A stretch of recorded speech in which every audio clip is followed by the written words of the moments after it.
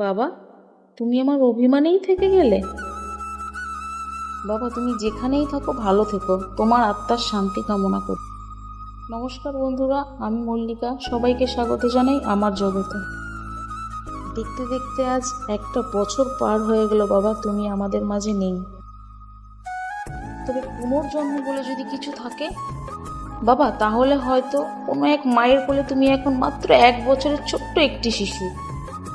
পুনর্জন্ম বলে যদি কিছু থাকে তাহলে বাবা, তুমি এ জন্মে যা পেয়ে যাওনি, পরের জন্মে সবটা পেও।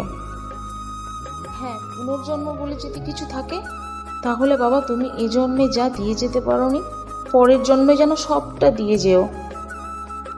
আমরা সবাই ভালো আছি। জানো তো বাবা, তুমি যাওয়ার পর আমাদের কাছে একজন ছোট্ট অতিথি এসেছে, আমাদের তাতান। কেউ মানুক বা